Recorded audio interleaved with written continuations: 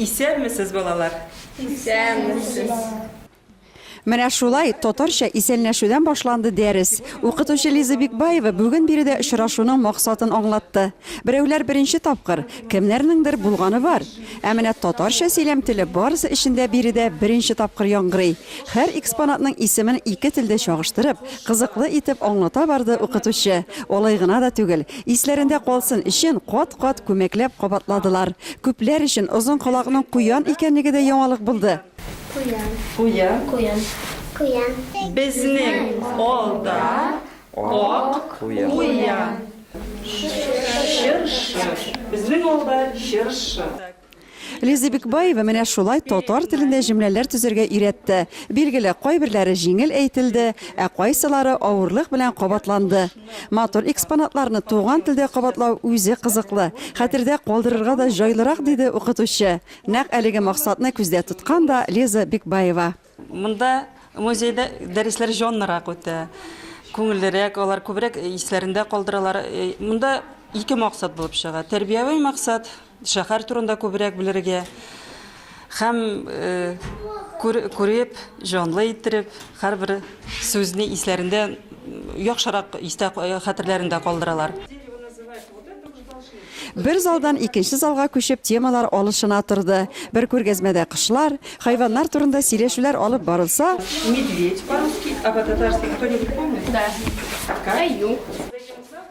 икенчесендә җирле халык, хантлар тормышы, козылма байлык нефткә кагылышлы җөмләләр төзелде.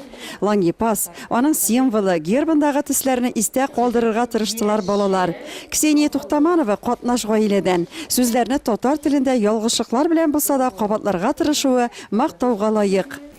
Флагта төс бар. Яшел, ок, зәңгәр. Бу тыйын. Бу шәһәрнең гербы. Гербта нинди төсләр бар? Яшел, ок, зәңгәр. Бу тыйын. Лангипас шәһәренең Афәрин балалар дими, ни дисең? Бүген дәрестә ишеткән татарча сүзләрне һичшиксез идә дә кабатларлар, истә калдырырга тырышырлар алар. Нинди сүзләрне истә калдырдылар һәм нинди хисләр алулары турында кызыксынып карыйм. Мин музейда күрдем аю куян. Миңа музейда ошады. Минен яшаган шәһәрем Гарур исем Лангипас йорта.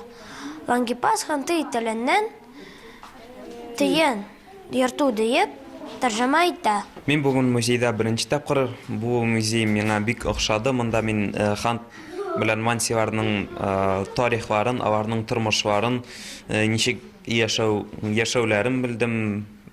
Бик кызыклы. Миңа бик охшады. Мин Лангипас шәһәрендә яшим. Мин татарча яратам сөйләшергә, идә без татарча сөйләшәбез. Бер яктан сәер дә кебек, татар балаларына беренче сыйныф баласын укырга өйрәткән кебек татар телен өйрәтәсең. Ләкин битараф булып, борчылмыйча яшәсәк, бөтенләй югалырбыз сыман. Бүгенге дәресендә туган телгә мәхәббәт тәрбияләүдә нәтиҗәсе булмый калмас. Балаларның җөмләләр тизеп әйтә алуларына Лиза Бикбаева сөенде. Үзенә күрә кызыклы һәм файдалы итеп үтте диде ул. Бүгенге дәрес миңа бик ошады, балаларга да ошады дип уйлыйм. Чөнки күп сүзләрне исләрендә калдырдылар, күп җөмләләрне үзләре кабатлап, зурлар артыннан кичкәнәләр кабатлап, бик дөрес итеп әйтергә тырыштылар. Балаларның яшь үзенчәлекләре һәм татар телен белү дәрәҗәләре дә төрле. Идә туган телдә сөйләшкән балалар билгеле аерыла. Алар дәресне алып барырга да ярдәм итәләр. Лиза Бикбаева әлеге дәрес башлангыч кына, алга таба планнар бар әле диде. Мәсәлән, музейда балалар белән татар халкының борынгы тормышын чагылдыручы экспонатлар җыеп күргәзмә эшләү.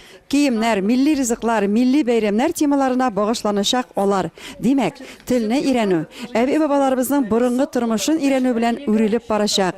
Музей хезмәткәрләренә дә бик зур рәхмәтләребезне җиткереп калам диде укытучы ханым. Дәрескә килгән балаларга оттырышсыз лотерея билетлары бүләк ителде.